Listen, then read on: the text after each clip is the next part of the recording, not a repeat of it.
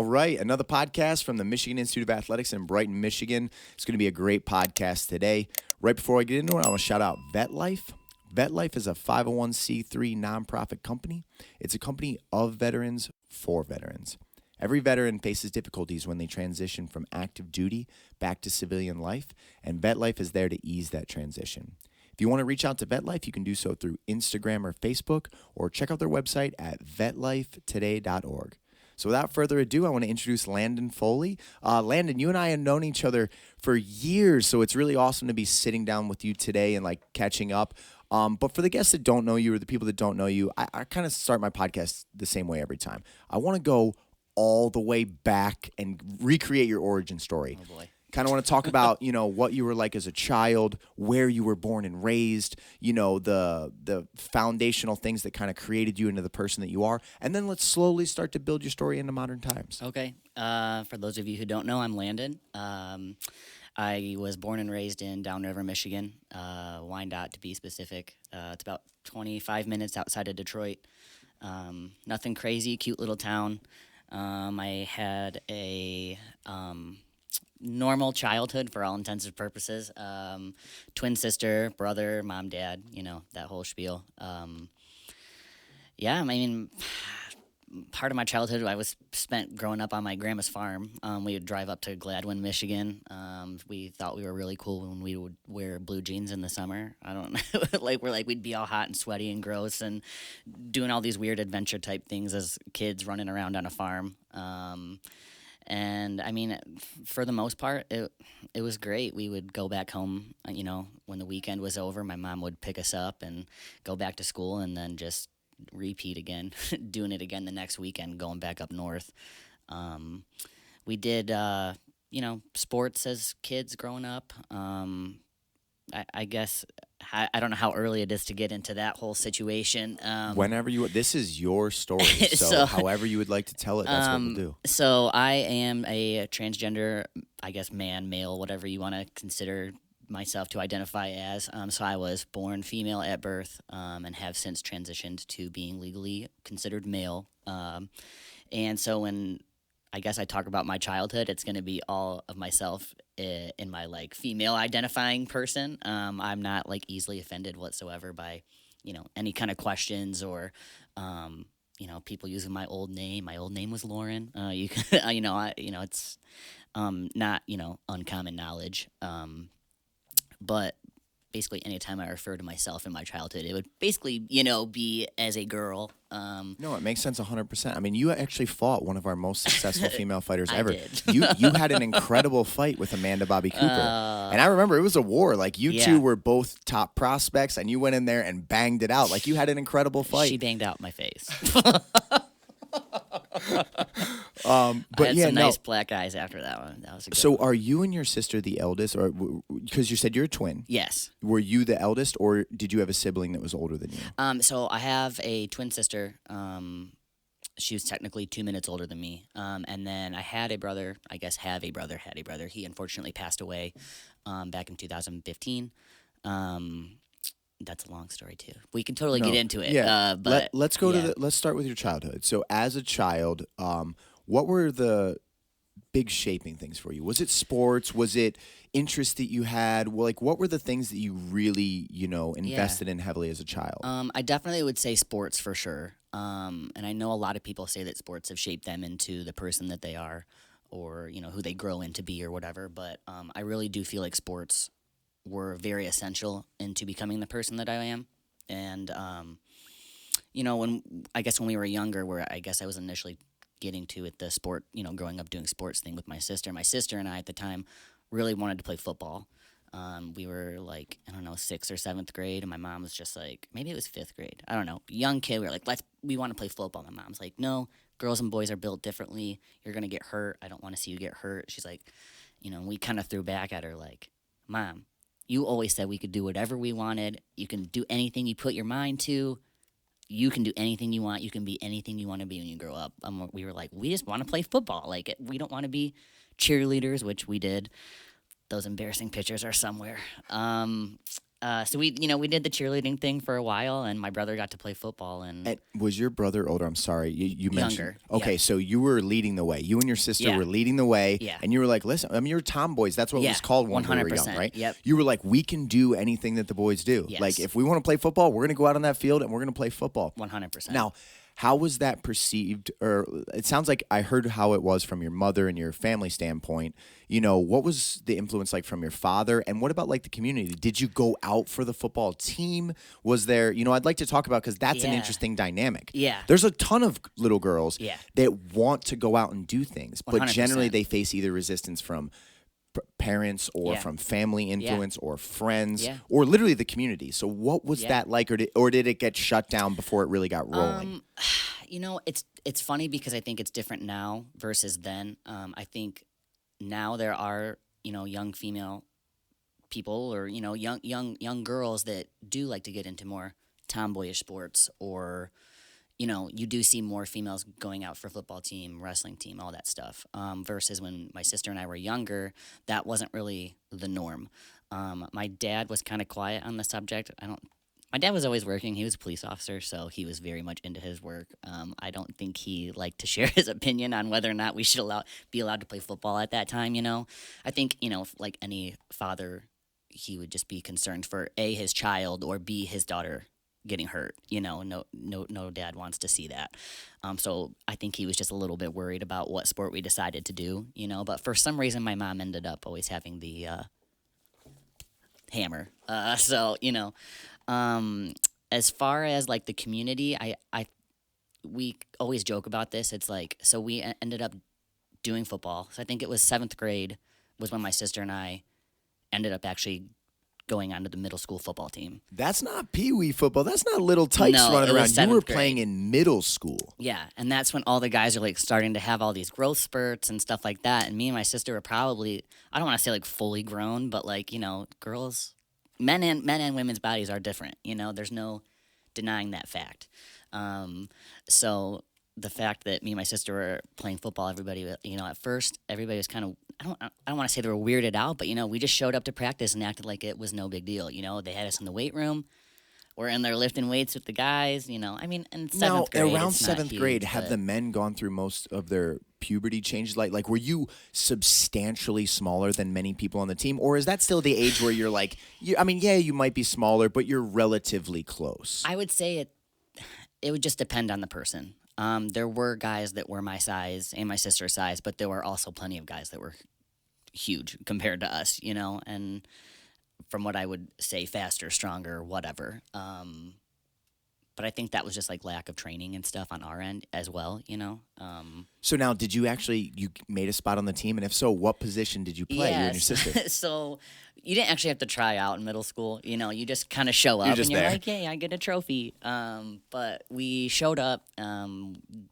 I ended up playing, I think it was wide receiver, cornerback, sometimes safety. I was small. I could run. They would just be like, yeah, run out there. And I'm like, okay. My sister was, gosh, she's going to kill me for not remembering. I think she was on the defensive line. I can't remember. My sister's always been the exact opposite of me. She's like short. I don't want to say round, but she's just like a little bit stockier and like more muscular and like just bigger in general. She was a bigger kid, bigger baby when we were born. Yeah, it was bizarre. So I think this is a really interesting thing to dig into before we go further. So now you are on the team and you're in this dynamic. You're like, you and your sister are the two girls that are like, hey, we're a part of this team and we're going to come out here. We're going to practice. We're going to train with you. You're going to work. So did you feel acceptance from the team once you maybe got past? What was their initial reaction? And then at some point, did it just become they're members of our team, or did that transition never really take place? Yeah, it was kind of strange. It was kind of strange. We basically would just show up. And at first, I think the guys were a little bit like, this is interesting. And, they'd have, I very specifically remember this guy going down the line, giving everybody a high five in the morning, and he gets to me and my sister, and he just goes, ladies. And he's trying to be respectful, and it was fine. And so, it was a little bit awkward at first, but then after a while, you get going. And I think that it really kind of became like this thing, like, yeah, we have two girls on our team. They're badass. They're going to they're gonna screw with you or whatever. Like they'll get you. They can handle themselves. They can hold their own. That's actually what I was kind of hoping for. Yeah. And I didn't want to guess the story, but I was like, you know what? Even though there might be resistance initially because it's outside of the norm, which naturally people resist things that are different. Like, it's just natural. Yeah. But then after a short period, especially as they got to see, man, they're practicing with us, they're working hard with us, they're willing to take the hits that we're taking. How can you not have respect for somebody? So over time, the respect probably grew. 100%. And now, like you said, now all of a sudden it's like, yeah, we got two badasses. Go ahead and think that they're just girls and that they're not going to show up to play because they are. It might have been 8th grade that we did it, and I think maybe 8th and 9th grade. So it might have been that very end of middle school and then the very freshman year of high school is when we did it. So it was definitely the talk of, I don't want to say talk of the town, but... Now, once you're on the team and you're playing and you've kind of silenced mom and dad in the way that like, hey, we're doing it. And I like that you went and you went for it. You didn't take a step back because at this point, mom is biggest fan now. That's exactly what I was going to say. I said, I bet, I was in my head, I'm thinking, you know what I bet happened? I bet you mom is so proud of her two girls out there just crushing it. That's how things happen. And that's a massive lesson to parents, societies, people in general, is even though you might have these feelings of like, I don't really like, when someone's heart is in something and they want to do something, your job is to support that thing. Okay. And then you won't have the feelings of regret or guilt from trying to persuade them out of doing what they want to do. Yep. Right. So one of the things that I'm intrigued about is in that stage of your life, at this point, have you already had thoughts of like that you don't belong as a girl yet? Or does this come a little bit later on when you really start evaluating yourself more internally? That's a strange question because I don't know 100% exactly how to answer it. No, and don't take my question. The wording in my questions may never be like proper for the way, because I am a beginner in that aspect. I have no idea. There's nothing wrong with the way that you worded that.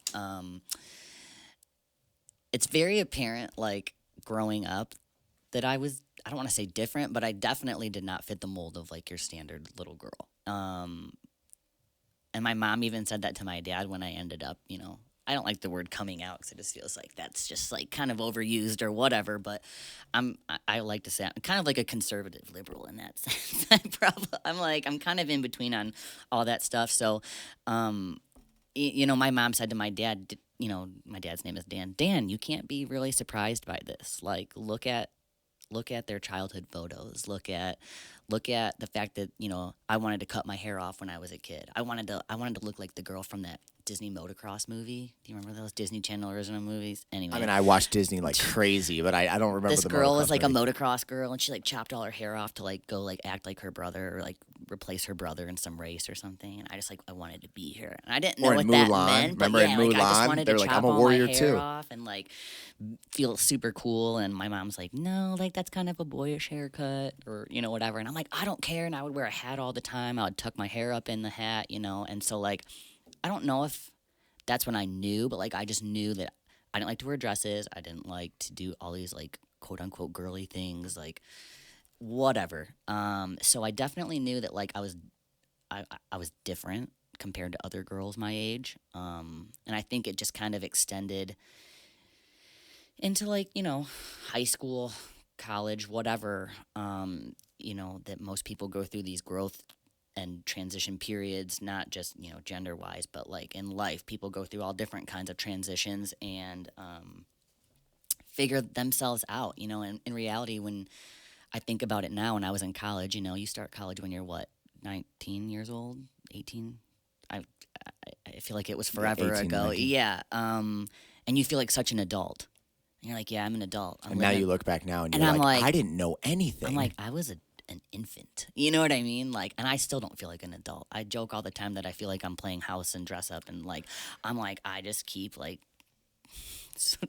floating through life. And I think it just took a long time for me to, I don't want to say like accept, that I was different. I think it was just an accumulation of things, and I guess as far as like gender versus sexuality, all those things, like those are two totally different things for anybody that isn't aware. Sexuality would be who you're attracted to, and gender would be like how you're, obviously there's your biological sex, which is what you were born as, but then there is what you can identify as, which is, male, female. Some people identify in between and use they, them pronouns or whatever.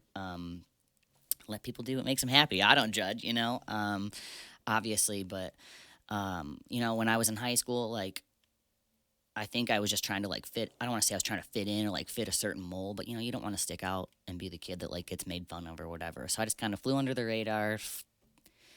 I got along with everybody. I mean, I usually get along with everybody. I'm not.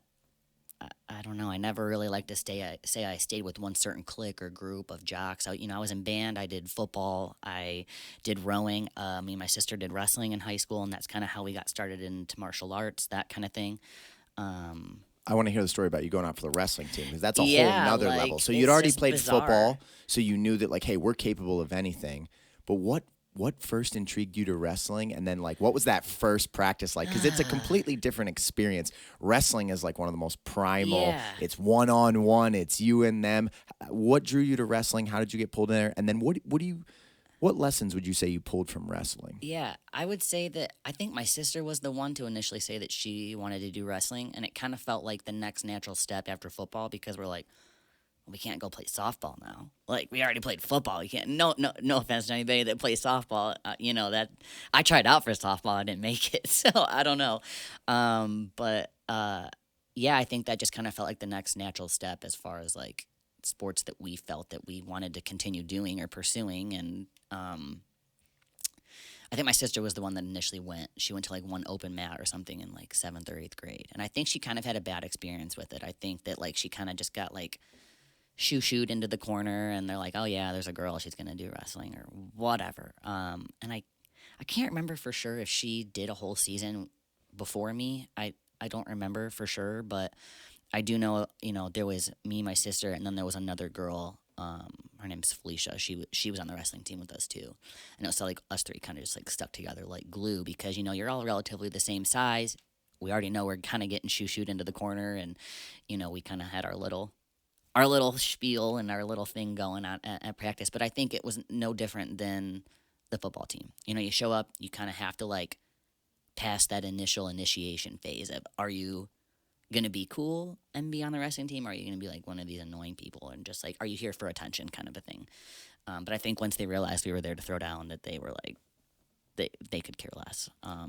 So now, as you're going through high school, and as you're, starting to figure out who you are a little bit, like you said, we're still babies at that point of life, but you don't know that. At that point, you start to think you're figuring it out. Yeah. What do you think life is going to look like for you at that point? What is your dream occupation? Like, where are you kind of focused on when you're still in high school? And then to get to the part of the story that kind of leads to today, when do you start realizing, like, listen, a major life change for me would actually bring way more fulfillment and happiness to my life and allow me to experience this world the way that I want. Yeah. And like you said, there's a clear difference between, like, gender and sexuality and things like that. Did you find yourself attracted to men? Did you find yourself attracted to women? Yeah. Like, let's just kind of frame the whole story. So I guess at that point, occupation-wise, I don't think I really knew what I wanted to do. I was super into, like, filmmaking and stuff at the time, so I was like, oh, I'm going to go to school to make movies. And I ended up going to Eastern, started to go for electronic media, film studies, that kind of thing, and then, ended up switching to something a little bit more, I guess, normal. Communications is what I got my degree in and stuff like that. So at that point, I still don't know what I want to be when I grow up. I mean, I guess I do. I'm living out my dream now as a barber, which is what, all throughout college it turned into me wanting to do was go to barber school and stuff like that. And I finally made it happen after X years and a lot of hard work and no sleep. And so I'm finally doing that. But I guess as far as, like, life-changing moment and, the realization that, I'm going to approach this transition was probably, I would say, 7 years-ish ago. I mean, I can't say I never... And you're in college at this point? Or right after? No, it was after. Definitely after. Let's see. I graduated college in 2013. And I think I started my transition in, I want to say 2015. So, like, all throughout high school, for all intents and purposes, I was attracted to men. But I never had a boy. I had one boyfriend in high school. Shout out to him. But it's funny because he's a great guy. Like, we still talk. we're friends. We dated half in college too, because I was still identifying as a woman and quote unquote attracted to men, I don't think that I don't think I knew what I was attracted to, I knew I was attracted to Sandra Bullock from a young age. That's She was the one. You said, listen, I don't know what it is, but it's something like that. And the Pink Power Ranger, but that's a different story. Yeah, I think that I was just very much attracted to people, people's person. If they were a good person, they're kind of their energy. So I think I went for so long. I did have short hair almost all throughout college, all through college, basically in high school. And I think a lot of people kept, we'd be at parties or whatever, and people would be like, "Oh, you're a lesbian." I'd be like, "No, I'm not." They'd be like, "You can't have hair like that and be straight." And I'm like, okay, one, you can, and two, I'm like, I'm not a lesbian. And I think I fought it for so long. I'm not attracted to women. But then I met this one girl, and I'm like, I think I'm attracted to women. You know what I mean? So I think it's just a very much a fluid thing, or a very fluctuating thing as far as that realization went. I can safely say I'm attracted to women now and not men. I know that, but I think it took me years and years and years to realize that. So that's just kind of how it happened. It was just a very weird progression. Not weird, just a very long progression of realizations, and I think once I started dating women and I was like, okay, this feels almost right. I'm slowly getting more and more comfortable. Yeah, I'm in, this is finally it. I'm it. This is it. And then I'm like, no, something still just doesn't feel right, And I think I was very scared. I was very nervous to I think I knew deep down what I was feeling, but I didn't want to admit that because it's scary. I don't think anybody would really choose to want to have to transition like that. It's not very well accepted by some people, especially men who transition to women. I think that comes across as very negative, unfortunately. I think people look at it as more of oh, you're being a pervert, or you just want an excuse to go into the women's bathroom or stuff like that. And I can see somebody doing that just to shine a negative light on things, but in reality, I don't think anybody's going to want to choose to experience, months and months of therapy, years of hormone replacement therapy, recovery from painful surgeries that have the possibility to have, extreme complications. You're literally mentally and physically changing your body, and I don't think anybody's going to be like, "Ooh, yay, I'm so excited to do I would that." agree with that 1,000%. If you believe that someone's willing to go through that type of life-altering process, where society and even their close relationships could permanently treat them and interact with them differently, all for that much of a surface. No, there's just no way. Yeah. Now, there could be situations, in my opinion, where someone is struggling with identity. They don't really know direction. They're trying to see if that's right or wrong. Yeah. There could be that, but it's not. I would say 99.99 repeating % of the time, it's not someone being like, "Oh, I could go in the women's bathroom if I was a woman." Right. Nobody's doing that. Right. Nobody is thinking like that. Right. And I agree. Yeah. It's just kind of, I don't know. I don't want to say, I'm trying to think of how to word it. I think it's just lack of education. Well, and it's an incredibly taboo subject, yes. Especially when because now I believe that there's, and I'm very inexperienced in this world, so please correct me when I'm wrong, but I believe there are places where even children are being told that you can transition and stuff. And when you're a child, you haven't even figured out a fraction of this world yet. You haven't even figured out anything in here yet. Right. And persuasion and influence and things are very real. 100%. So I think that this should, in a free society, people should be able to live the way that is going to make them happy.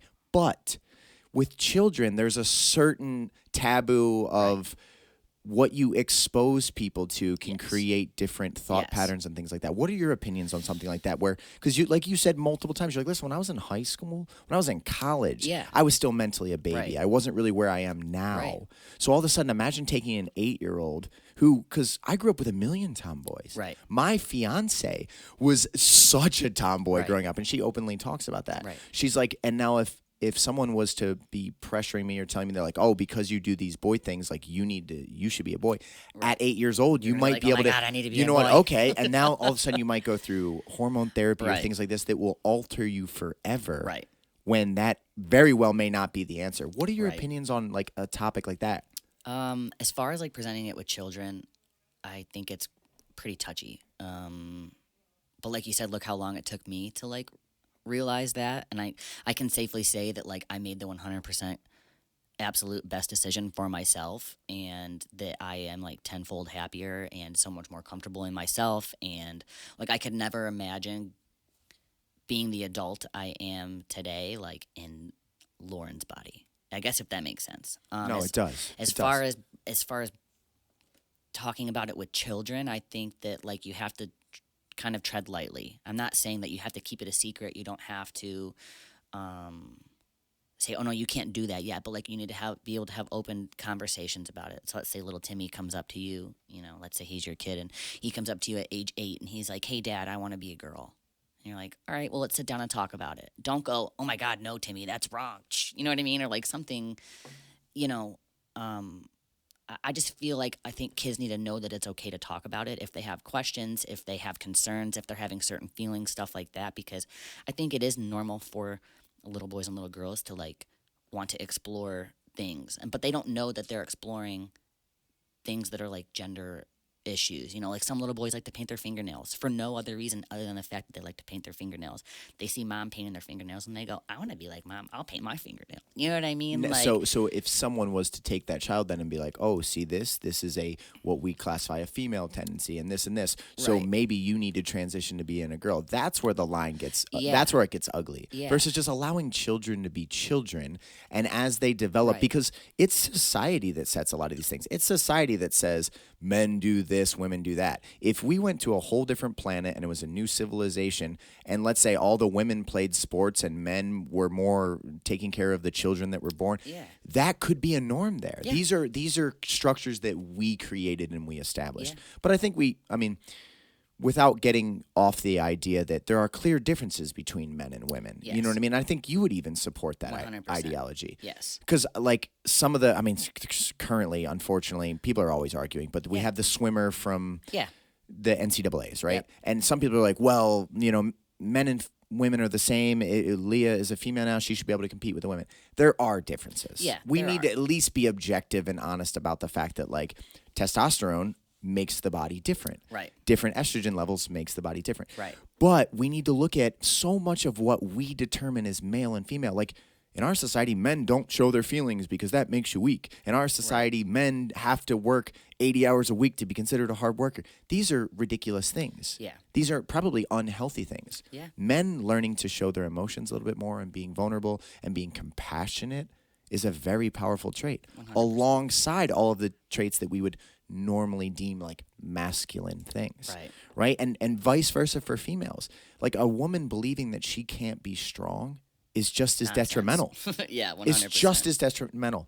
Or to have to be the princess that always needs to be saved in the story. I try to like, we have an army of little jiu-jitsu girls here that are savages. They literally rip boys apart limb from limb on this map.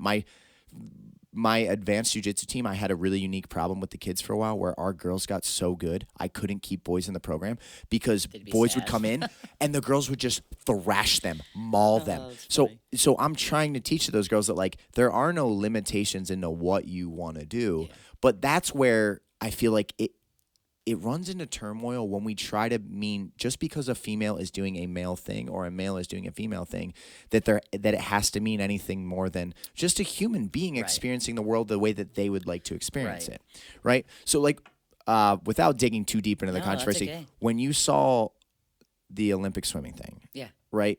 What is your stance on that? It's kind of mixed. You know, I don't blow up my social media about my transition. I mean, I guess maybe in the beginning I kind of talked about it a little more because it was a little bit new and it's just what was going on in my life at the time.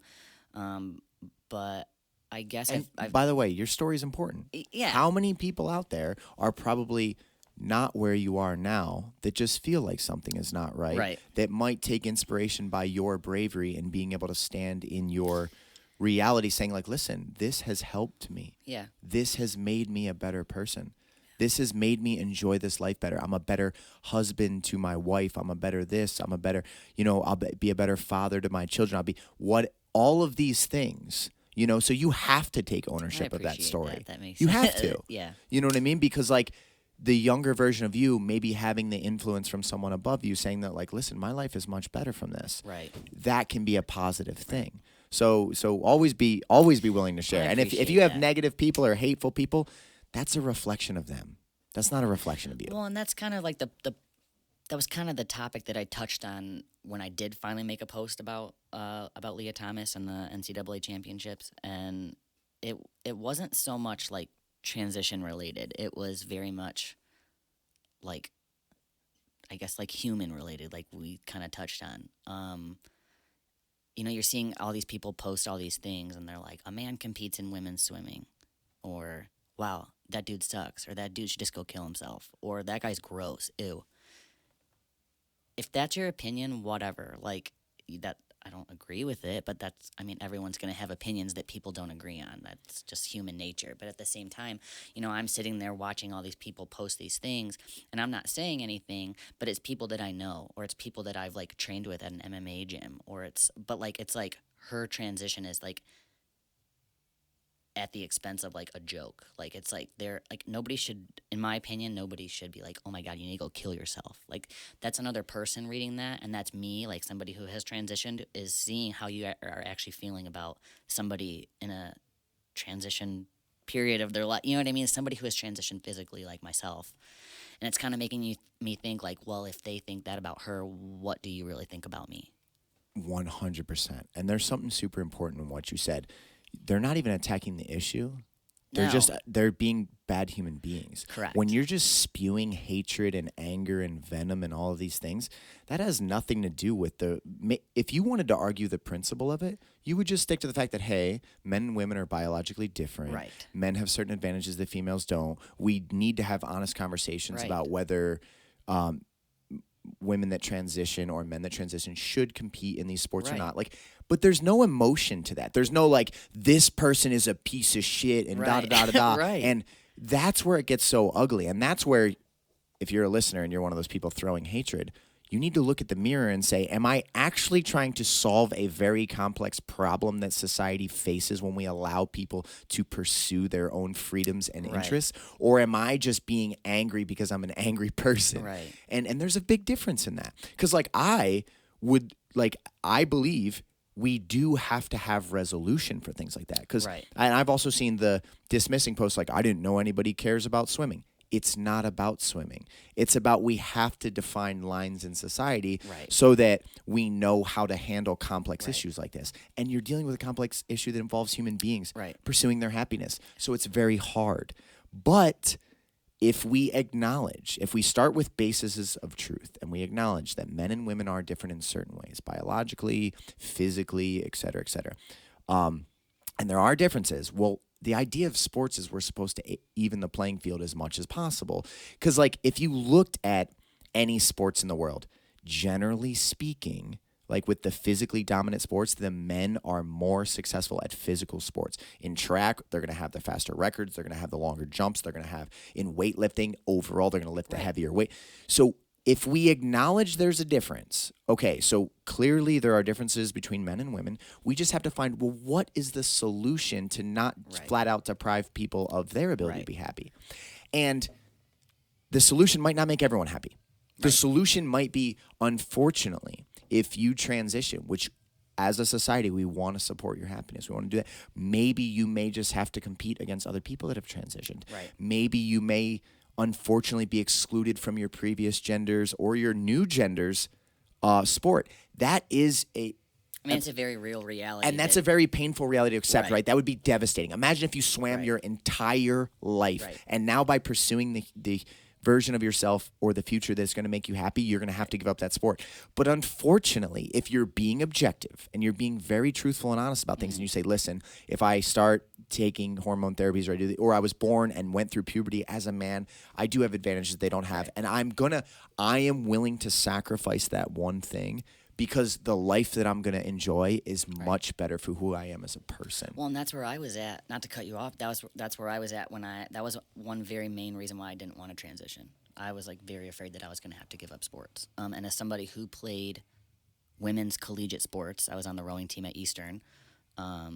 I understand, there's the whole Title IX thing that, has to, you have to have X amount of women's sports and stuff per the NCAA, so that, you have enough women's sports compared to men's sports and stuff. So, like, I am totally for protecting women's sports and, female athletes in general. I always end up, I guess, leaning towards supporting the female athletes and watching the female athletes, considering I was one at one point. Anytime we're watching UFC, I'm always watching the girl fights. They're more exciting to me, but I'm just like, yes, I just want you to do good. You know what I mean? So, like, somebody who has been on that side of the fence, like, I understand that. But then somebody who is on this side of the fence now, I'm like, well, what do I do? It's really intimidating to have to walk into, like, an MMA gym and be like, is somebody going to know about me? Like, am I going to get, like, made fun of? Is it going to be awkward? You know what I mean? And it's just like, I don't know the right answer. I do know that. Well, and that's a little different because at the end of the day, like, how you walk in right now, if you walked out on the mat to train jiu-jitsu with us, hey, I'm Landon, what's up, guys, everything. Well, nobody would say. At the end of the day, that's who you are now. Right. There's no like, oh yeah, but you were Lauren. Right. That is irrelevant. Right. This is how I am, how I'm living my life, and how I'm moving forward. Right. It only gets complicated if you're going to put like someone's ability to be the NCAA champion on the line against somebody. That's where it gets difficult. Yeah. And honestly, the only way towards resolution is what we're doing right now. Yeah. We have to have honest, objective conversation with less emotion. Yeah. Because if you get both sides super fired up, that's where the breakdown happens. Yeah. We have to look at things objectively and say, okay, as a society, if we want to support people's ability to do this, we have to figure out, well, then what is the proper solution? And if we do that, we'll get to it. We'll get to something. There's going to be something, no. And it might not make everybody happy. Yeah. And it might not make everybody happy, but that's okay. Yeah. And I mean, the International Olympic Committee, or I can't, OIC or whatever it was standing for. I don't know. OIC and NCAA all fall under the same rules and regulations for a person on hormone replacement therapy transitioning from to a new gender. I'm not a medical professional. I don't know the science behind it. It seems like all these you can speak warriors. anecdotally and be like, hey, listen, since I've been on testosterone and these things, there are clear differences. Yeah, and like that's still not negating the fact that like there are total differences between a biological man and a biological woman, and then there's still going to be differences between a trans woman and a cisgendered woman, which is just meaning you're born female or how you identify. And the rules for it is you have to be on hormone replacement for X amount of years. They have to be regulated up to a certain point. They can't be past a certain threshold. I don't know the rest of them. I used to have them off the top of my head. That makes sense. I can see how they're trying to set things, but I am routinely seeing records get smashed and stuff by like men that have transitioned. Like the Olympic lifter was a really big one. Absolutely dominated. Yep. I've seen the swimmer that's transitioned. There's multiple sports where a man who was nowhere near the top of the men that is transition is now the world record or number one person. So we have to be careful with that. And that's all I'm saying. I'm not even saying like you and I are both saying misinformation though, because if you actually look up like Leah Thomas's record and stuff, I don't think that there's this thing going around. Oh, she was number 462. She was actually doing quite well as a. I 100% agree. So I think there's just like media information trying to blow up the. Of course, sensationalize things, make it emotional, get people more on board. 100%. Yeah. But all I mean is like, okay, keep it simple to the truth. Because if we have arguments like that, well, technically Leah was doing really well as a male, then you're getting away from what matters. And what matters is, are men and women different? Right. And should we have an equal line in sports? How do we solve that problem? Yeah. Right? So one of the things I want to kind of talk about now is, as you've transitioned and as you've changed, have you noticed that friends or your community or society has responded better than some people would think? Because I feel like as an outsider, I feel like there's so much hate towards transgender people, and like at least that's what the media tells me, is that it's all hate and people are so nasty and they're bullied all the time. Or have your loved ones and the people that matter to you and your community, maybe not strangers, Have they embraced Landon Foley fully, and they're like, man, like we love Landon as much as we loved Lauren? Yeah. How has that taken place? I would say that I am extremely fortunate with the people that I surround myself with. You know, my family and friends, and you know people who I used to work with. Just anybody in general. Like I have not really had an unfortunate situation.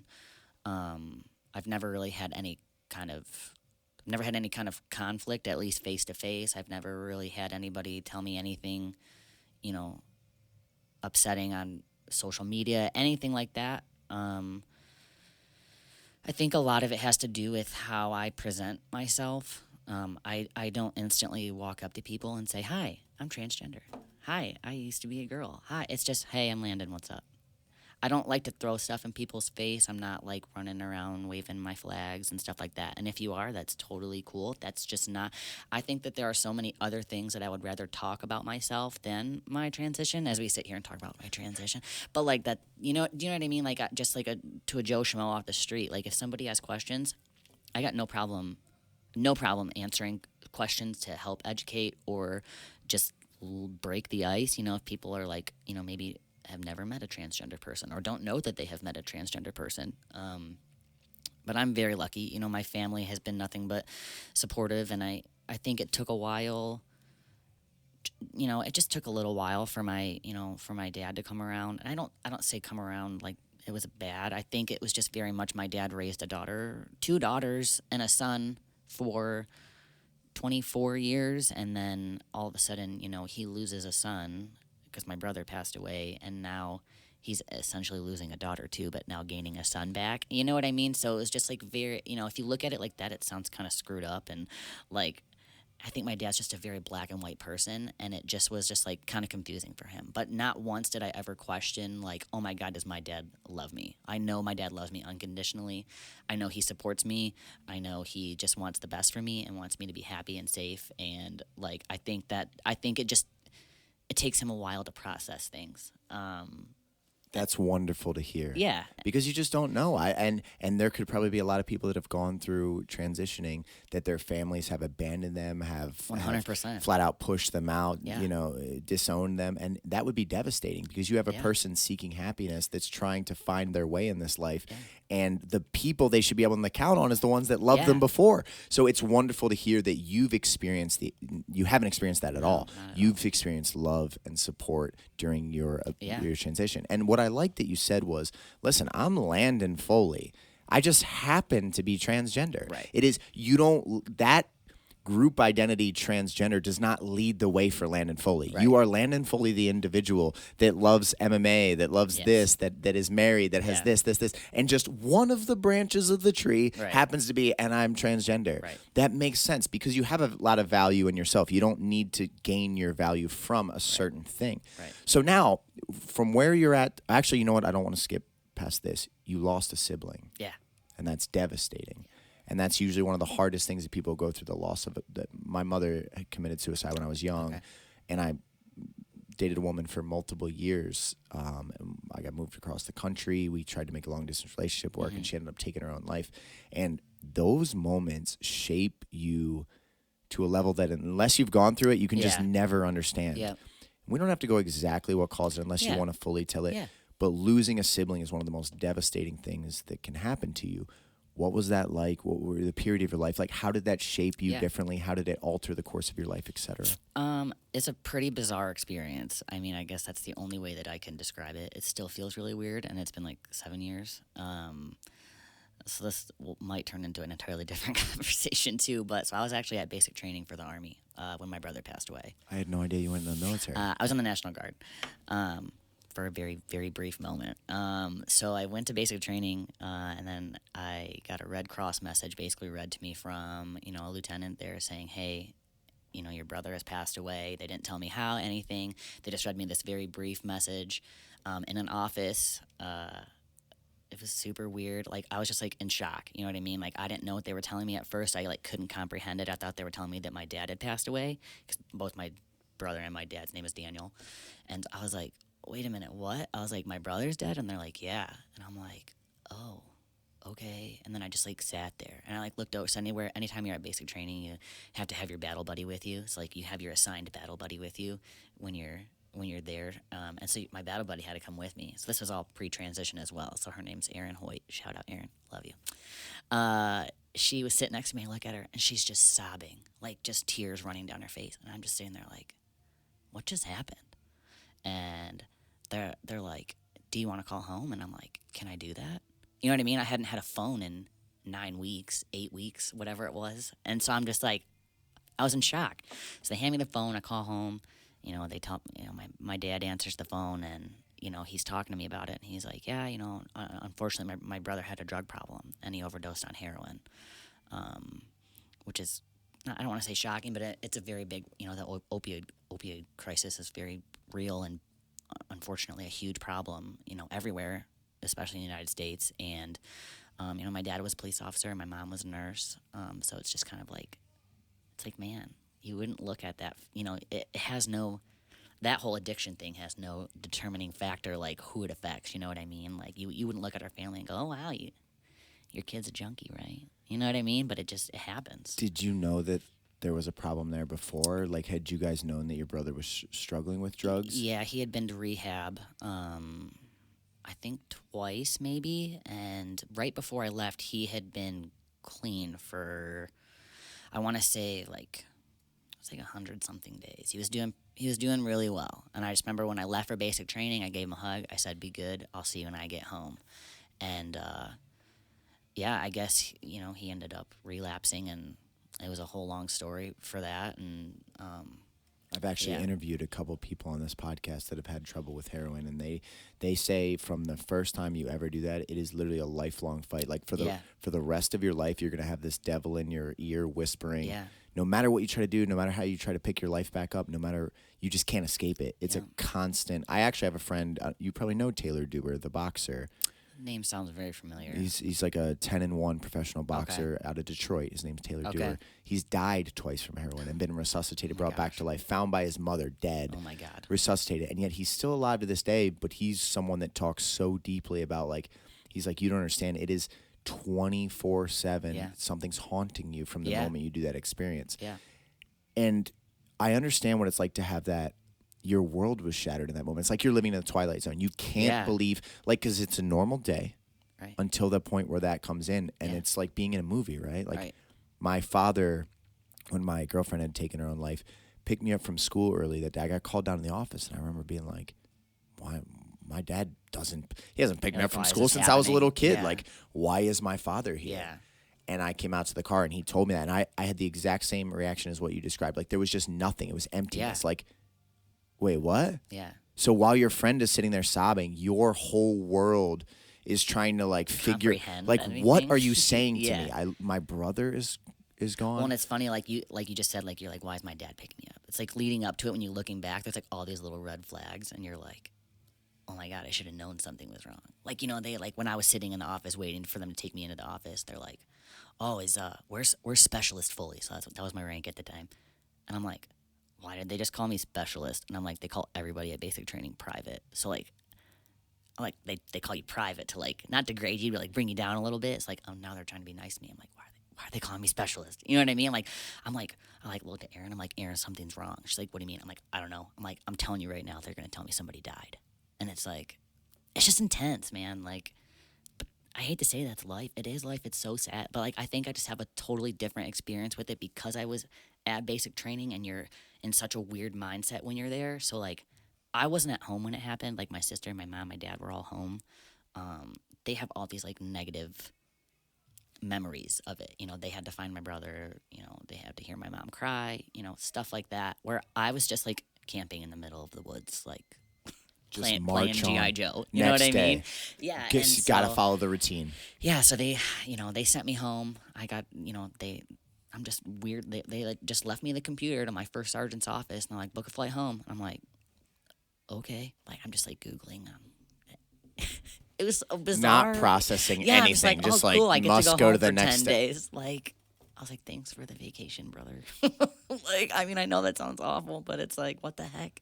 No, it's as someone that's lived through a moment like that, you can't really describe. When you look back and you analyze it, you might try to put guilt to it and stuff because you're like, why didn't I? Yeah. But it's just such a shock. You're in shock. Yeah. You can't really believe the reality. Yeah. And generally it hits you later. Yeah. And maybe immediately after, or shortly after, you'll get devastated by Yeah. the fact that like, I can never speak to my brother again. And that is a hard thing.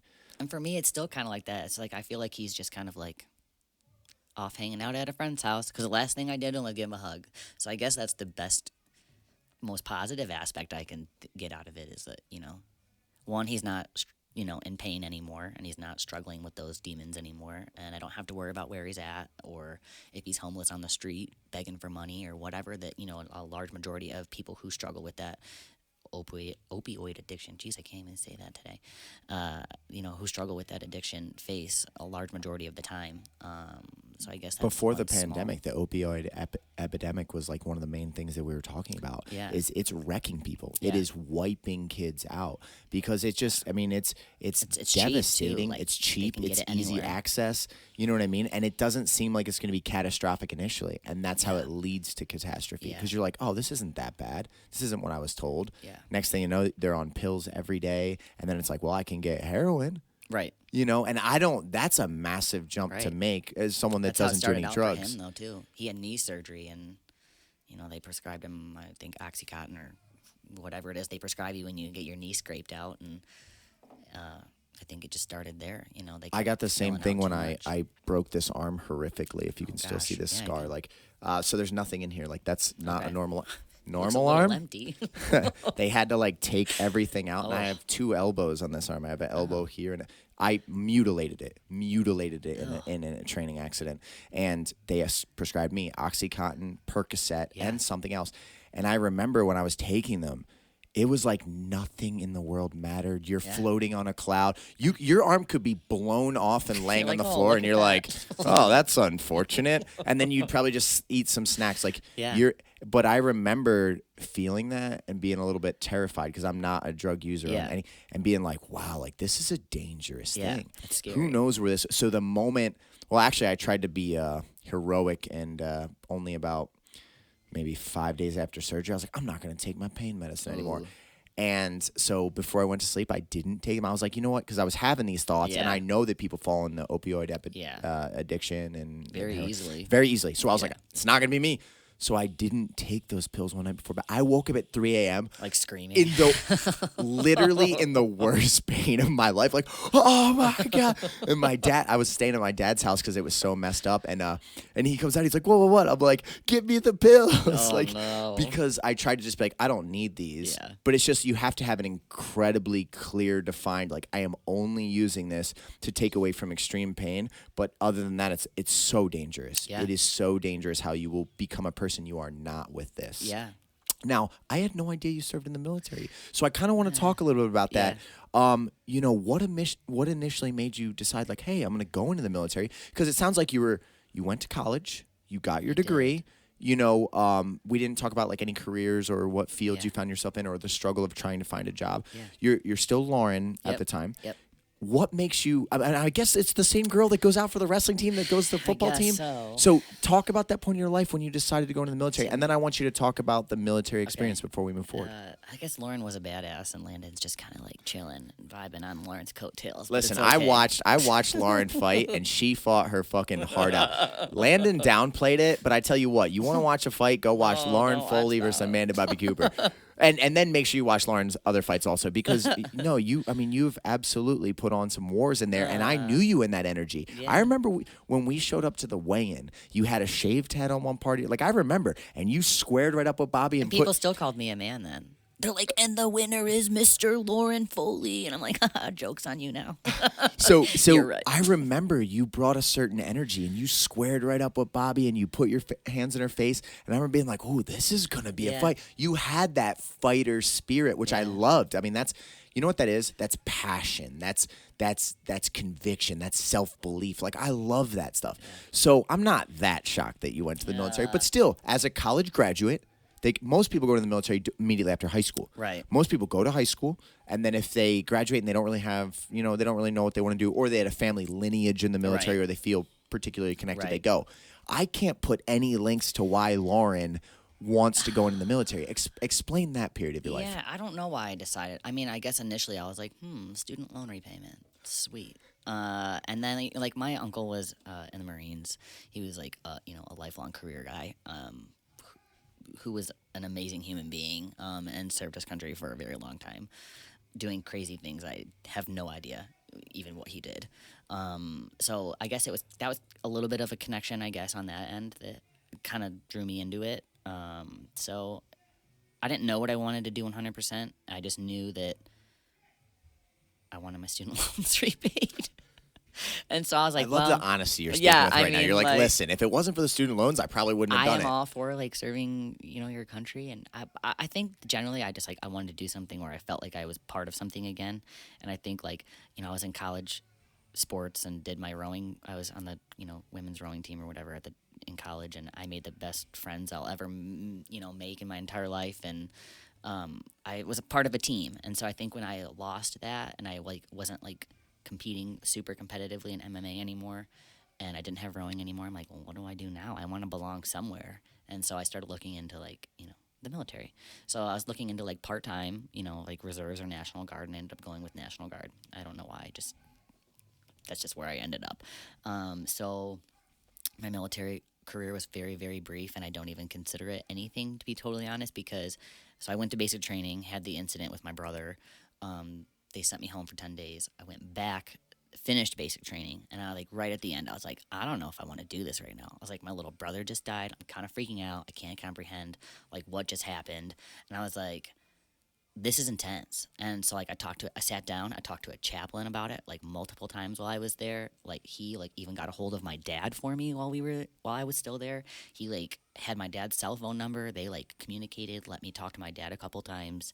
And they're like, look, you're already this far. You've pushed this far. They're like, you're going to finish. And I'm like, okay. And they're like, we will send you home after basic training and do kind of like a split op, like it's called like the split ops option. So like the majority of the time kids in high school do this. So they will, I believe they go like the summer of their junior year to basic training. They come home, finish their senior year of high school, and then they go to their advanced individual training. So for me, they were like, finish basic training, go home, reassess, recoup. We will find you a new seat to your basic training or to your AIT, which is your individual training later on. So I went home, and then basically they weren't like shuffling their feet, but they were like, well, what do you want to do? Like, the school that I was supposed to go to is going to be 19 weeks. I was like, oh, I don't know if I'm like, I don't want to say mentally there, but like, I don't know if I am like have the mental capacity right now to sit down and learn a 19-week computer job. I was supposed to do 25 Bravo, which is like IT specialist. Why I picked that one, I don't know. They flashed a lot of money at me at the like military entrancing thing, and they were like $20,000 loan repayment, and then they were like, I was like, yes, give it to me, and that's the one I ended up picking. So like they were like, well, do you want to change your MOS, which is your military occupational specialty? And I was like, yeah, sure. Like let's do something that's like maybe a little bit more physical, so I don't have to like be mentally like computerizing, looking at all these computer things, and like maybe a shorter one. So they supposedly looked into changing it. It got denied for whatever military reason they wanted to give me, and then I think that's kind of right when I was like having this realization that I was going to want to transition. I had been having the feeling for like a little bit previously than that, but like I was like, when you're in these like super masculine environments, kind of like the military, you're just like, and then you're like in this like very gendered, like in the military, everything's very segregated gender wise. They're like female latrine, male latrine, female barracks, male barracks. Everything's very much so, well, you're a girl, you're a boy. And I think it was like I was starting to feel a little bit uncomfortable because I did feel super masculine. And then I was like, you have to wear like a skirt and you're like dressed blues and like all this stuff. You know what I mean? Like, and ASUs or whatever they're called. But yeah, basically I was like, well, I'm going to start my transition. And so I did. Like I started to see therapy. And meanwhile, I'm still just like sitting at this like armory in Detroit, like doing all this administrative stuff because they weren't, finding me a new job yet or whatever the case was. And I started my transition. And so like when I went to tell my like command that or like my superiors there, they were like, well, we don't really know what to do with you. And I'm like, well, I can still go to school. And they're like, well, if you're saying that you're transgender, like, we're not really entirely sure what to do with you. And I'm like, okay. So then they just like, I literally just like sat at this armory for like 2 years. Like, I had to go to drill every one weekend a month for like 2 years. And they just like made me do a bunch of weird stuff. And then they were like, well, you're not job qualified in 2 years, bye. And they discharged me. So basically all I did was go to basic training. Like, it was a very strange situation. Like, nobody's ever heard of them going about it that way. But I think that they were just so confused on what to do as far as like my gender transition. And it sucks, but that's fine. Like, I get it. Like, it's kind of not unheard of, but it just wasn't talked about as much as it is now. And there are rules now for people who are trans wanting to enlist in the military and stuff. And it's acceptable now. It just requires a lot of So you're saying, would you say as a society we are getting better as time goes on of moving toward the acceptance of this? Because although you see a lot of hate online, but you see a lot of downside, it seems like things are moving in the direction of being more and more acceptable. So it'll be an easier road in the future. It's kind of like paving the way for kids 15 years from now. It won't be nearly as hard. Like, we have to have some of these tough conversations now, but it's kind of like to work out what solutions there are. Well, I think the more that people realize that people who have transitioned are just normal everyday people, and they just want to live their life and like do their job, and that's it. I mean, and literally, you got to remember, this is someone's child. This is someone's friend. This is somebody's neighbor. It's this not is like it's just a person. Freak show that everybody thinks it is. I think some of the times the reason that you get people that think, because it is an incredibly small percentage of the population. So because it is not like a norm to a higher degree, they're like, oh, that's bizarre. But it's like, if you took the time to just get to understand the person, right? Then all of a sudden you're like, that's just Landon. Right. I first met her as Lauren, and now I know him as Landon. Yeah. What is that hard about that? I don't know. We're having a dialogue today. We're interacting today. It doesn't need to be complicated unless we try to make it complicated. Right. The issues are where we have to draw lines between sports and things like that. And like, I mean, even the military was in a tough position. At what point do you say, okay, well, now we're going to move her to the female to the male barracks, and now it's Landon, and it's just, it's a very, because you have to have super clear lines. Right. So I get it, and they probably are like, okay, we just want to do this right, not mess up, with respect for you, with respect for others, and it's just difficult. And I think if people started the conversation with, it's difficult, but we want to find the best way to do it, we can all make more progress.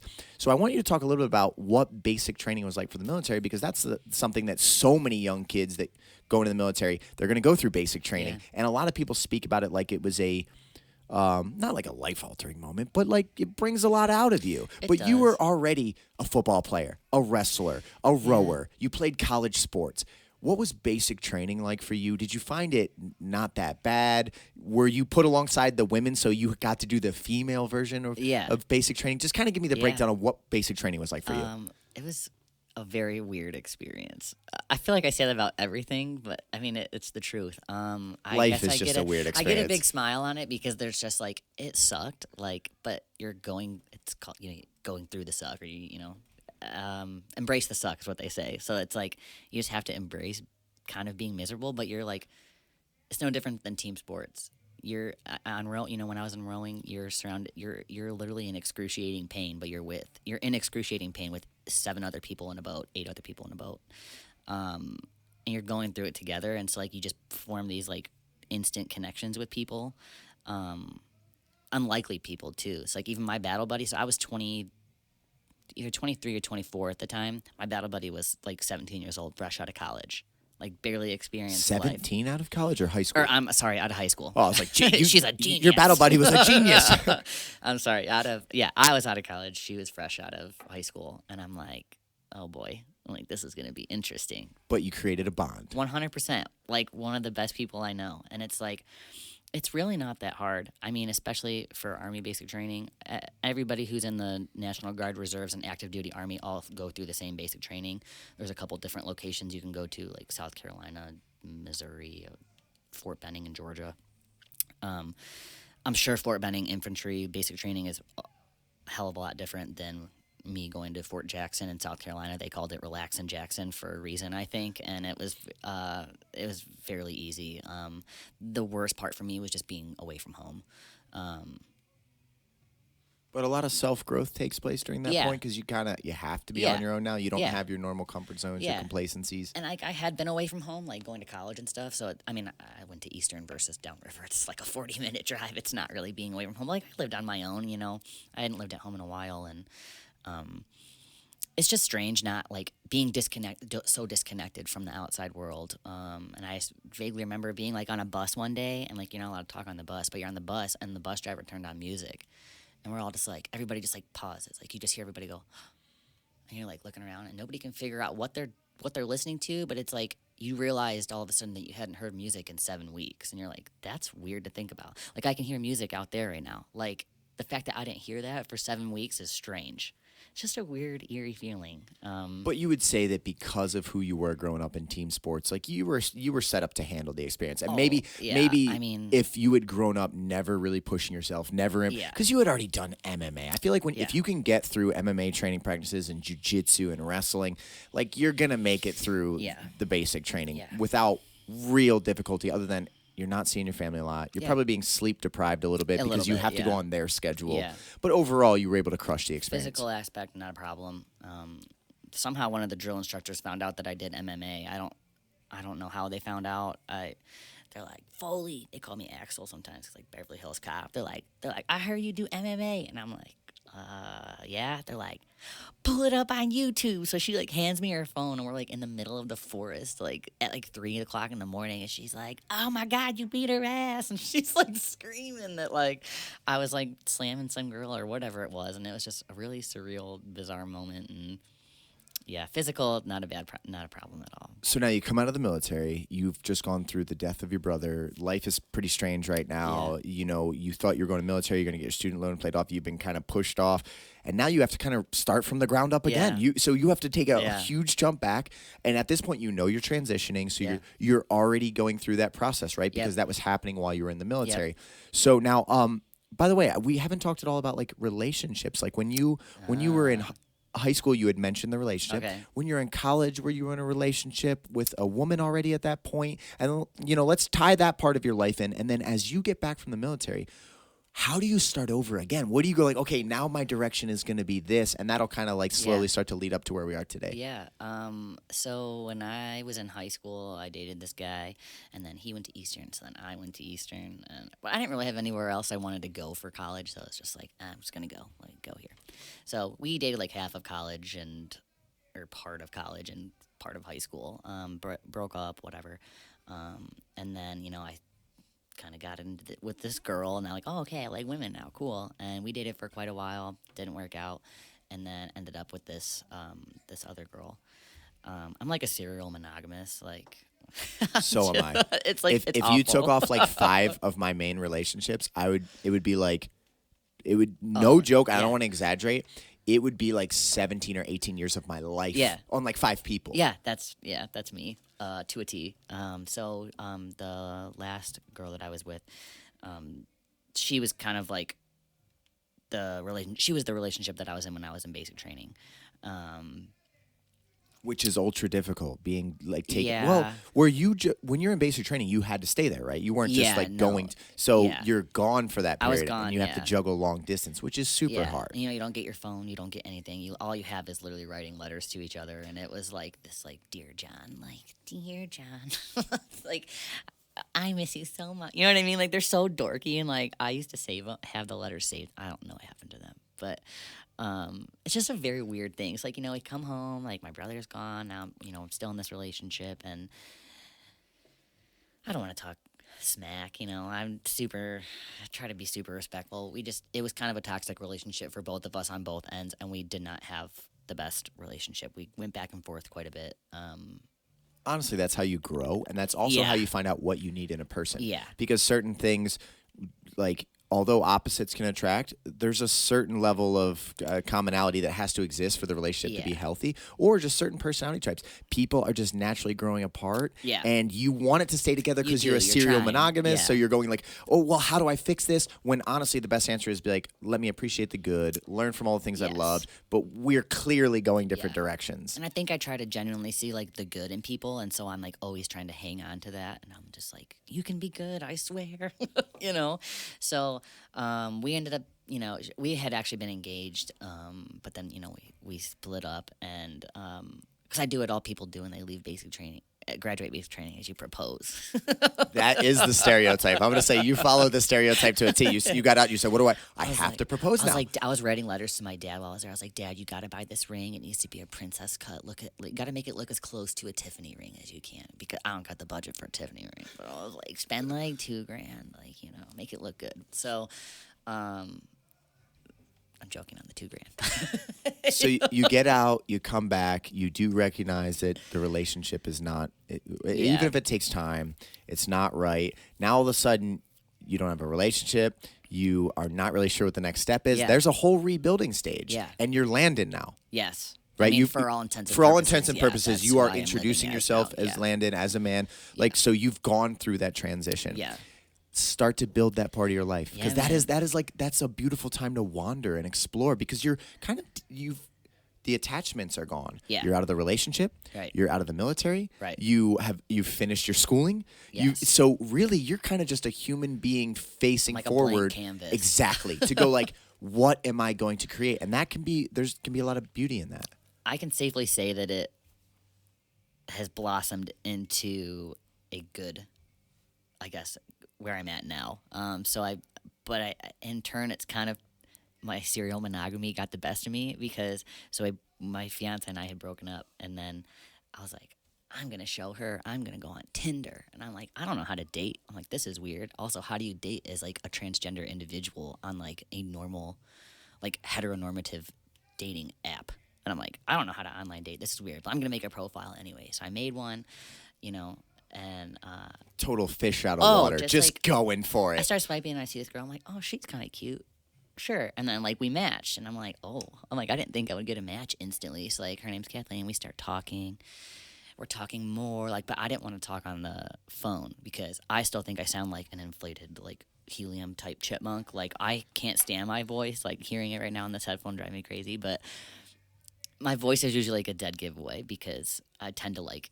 I'm kind of a flamboyant person. Like it's just I do still have female mannerisms that like I talk with my hands a lot. I'm just like very funny. Like I'm not very funny, but you know, like my mannerisms are kind of funny, but I've just learned to embrace it. Like I don't care at this point. But like I don't want her to hear my voice on the phone. So all we had been doing was texting. And like it got to the point where she'd be like, "Hey, hope you're home safe from work. Call me if you need help staying awake, like on the drive home." You're like, I'm not calling you. And I'm like, no. I'm like, I can't call her. And finally, she's like, we had been talking for probably at least 2 months, just texting. And she's like, "Are you gonna ask me out or what?" And I'm like, I was like, okay. And like, I was not ready to date. I think I was just trying to like distract myself from all of these other life woes that had occurred in the past like 2 years. And I'm like, okay, yeah, we can go out. And I'm like, just so you know, I'm not like this tall, dark, handsome guy. Like, I'm like 5'6" on a good day, and I sound like I sucked in helium. And she's like, oh. And I'm like, she's like, well, you're a little shorter than me, but that's okay. And I'm like, well, how tall are you? And she's like, oh, you know, like 5'9", maybe 5'10". I'm like, oh my God. I'm like, she's an Amazonian. I'm like, what am I gonna do? So I like wore my boots. Like I wore these like Red Wing thick heeled like mock toe boots, you know. Throw a couple extra layers in there. You're like, and listen, I'm getting every inch out of this. Yeah, and so like it's funny though, because like we went on our date. We met at Atwater Brewery, and we met and we sat there for hours, and we just talked and talked and talked. Like I think our first date was like 4 or 5 hours, and we just sat there and just had a really good time. And so there was an immediate connection. 100%. Like you two hit it off. Yeah. You enjoyed each other's company. Yeah. You enjoyed each other's energy. And honestly, you have a certain advantage. You have the inner. I got the girl brain. I was going to say, you can think. Yes. I'm sure this is not a proper way to say this, but you can think more like a female than 100%. men can. Yeah. Okay, like I joke about it all the time. Me and my fiance are the exact opposite versions of consciousness experiencing this world. While she is more like always looking at emotions and feelings of things and watching for danger and all these things, I am the exact opposite. And I've had to, as I've grown as a man, learn to really take a step back and not try to think through my filter, and learn to think more like her, to understand her better, therefore to be better for her. Yeah. That is hard. Difficult process. Yeah. You have a huge advantage. Yeah. And I mean, I probably, like you said, it's probably not the right way to say it, but No, I yeah. say it all. I say it all the time. Like, I don't.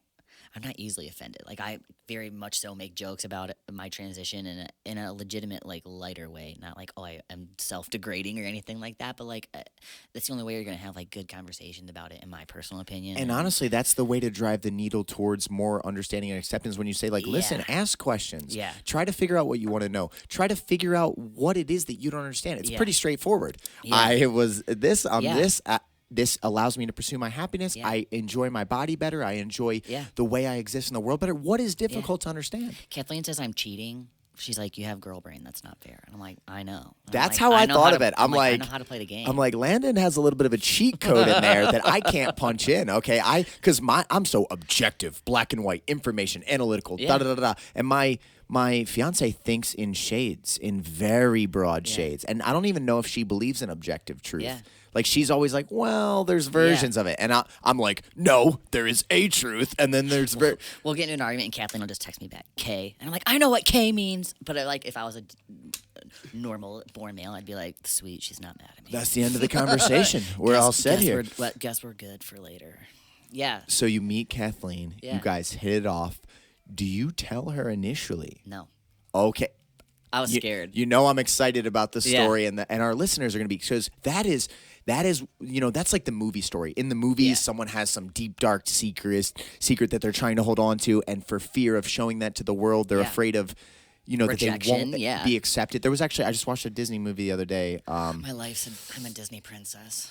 It wasn't Lucas, is it? Where it has like when they go in the water, they're like the sea creature. When they come out on the land, they're people. Have you seen that yet? No. It is phenomenal. So when they come out onto the land, the children in this movie, I believe it's called Lucas, but I could be wrong on that. I'm gonna send it to you because I think you and Kathleen will love it.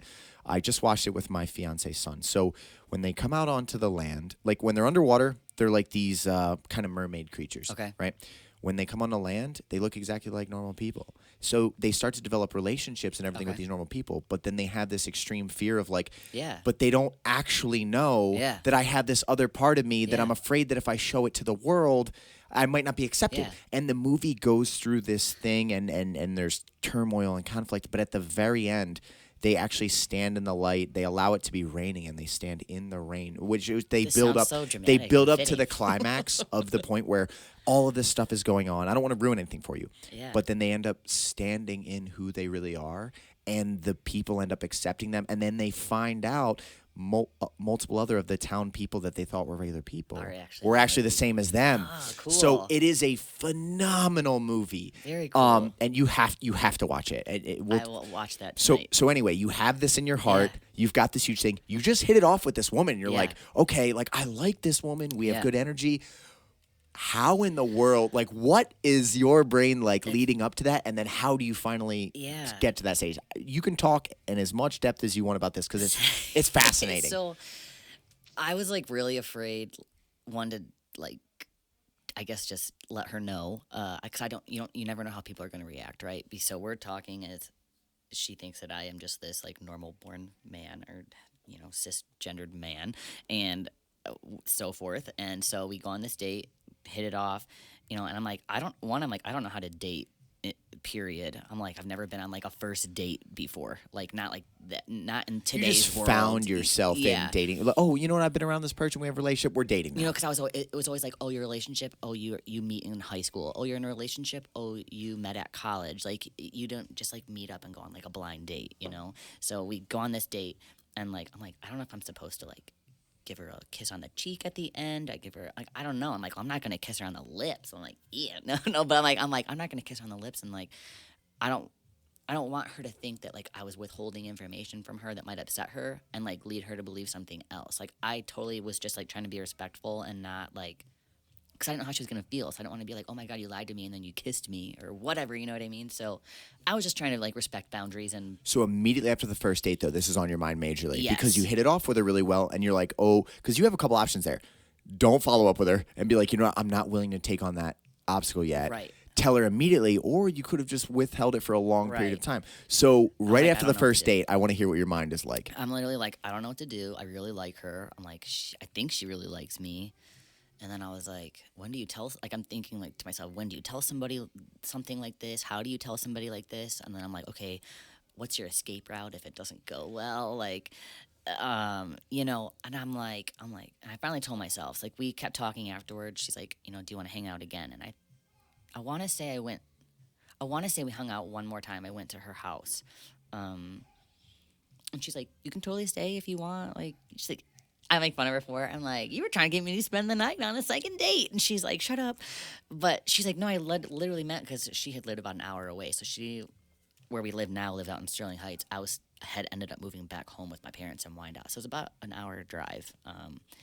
And I was like, no, I'm going to go home. Like, I didn't want it to, like, turn into that or get to, like, a point where I had to, like, talk about it yet because I wasn't ready. She's like, this guy doesn't want me. I'm offering a place 100%. To stay, and he's not saying yes. She's like, oh, he must. It's almost a psychological thing to her. Like, does he not like me? That's it. And I was like, I got to tell her soon because she's going to think I don't like her. And, I honestly think, and what she says now, what she's going to kill me for saying, which I hope nobody takes offense to. She's always like, I kind of just thought you were maybe gay. And I'm like, I know. Like, but a large majority of people who meet me think that I'm just like a gay man. And that's fine because I'm like, oh, you still look at me like a man. So I'm good with that. I know I'm not gay. Transgender men can be gay too. That's a thing, but that's the whole topic of gender and sexuality again. And she's like, I just kind of maybe thought like you were gay and you just like needed I was like, maybe going to be your beard. I don't know. Like, I'm like, yeah, I'm like, that would appear, that's what it would look like, And so I totally understood that. And I remember, I had deleted my social media, or I like had hidden my social media because I didn't want her to find them, because a lot of my social media has all these Facebook memories, Instagram memories of me as Lauren. And I'm like, I wasn't going to delete those because I'm not trying to hide anything, but I just kind of had everything hidden. And so she said something to me. I was at work one night and I was like, where are you working, by the way? Sorry. I worked at U of M at the hospital. I did security there for like the last 5 years. And I was working midnight. So you're in a really masculine job. Like, this woman is trying to put the pieces together. Yeah. She's like, is he gay? Yeah. Does he not like me? He's like, what is going on here? And finally I was just like, all right. I was like, hey, I was like, I said, we'll never forget this. I said, I have a bomb to drop on you. And she goes, what kind of bomb? And I was like, atomic. And she was like, okay. And I'm like, I'm going to add you on Instagram. And then I was like, you can look at it. I was like, what you find on there will cause you to have a lot of questions. And I was like, that's the only thing I could tell you right now. I'm like, this is the easiest way I could show you and tell you about what's been going on in my life. I was like, let me know what you think afterwards. And in my mind, I'm like, well, I was like, I care about this girl enough. Like, I'm like, and I think we have enough of a connection that if she doesn't want to date me purely because of that aspect, that I think that we can at least still be really close friends. And if anything, I was like, I was willing to have that because I was really enjoying our company together and our conversation and stuff like that. Plus, in any relationship, you want a mutual thing. Correct. So you're like, listen, like if we're not that level, like we can still care about each other's people. We enjoy each other's company. We like being around each other. But so you had to kind of like put it out there and say, and you know what? You set the scene very well, because by saying I have this bomb to drop, this atomic bomb, she's probably thinking of all the worst things. Yeah. He has multiple kids. He's been in jail. Right. He's got this is a convicted felon. Exactly. He is a murderer that just got out, and I am the first person he spoke to. Yeah. Like, so she's going through all of these things in her head, and then the only thing she has to realize is, wait a second, he just transitioned from a female to a male. Yeah. So she does that. Do you reach out to her first? Does she reach out to you? Let's talk about that conversation. I waited for her to say something. So I literally just sent, she's like, all right, go ahead and send it. So I sent her the friend request. And then I'm like waiting on the Instagram. And then all of a sudden it just says, Kathleen Wilson has accepted your friend request. Or whatever, has accepted your follow request. And I was like, and I just waited. And I'm just sitting there like heart pounding. And I think it only took her like 3 minutes. And she just goes, one, she's like, she goes, I'm pissed off that you were a prettier girl than me. And two, your ex is hot. She goes, rude. And I'm like, what? And she's like, she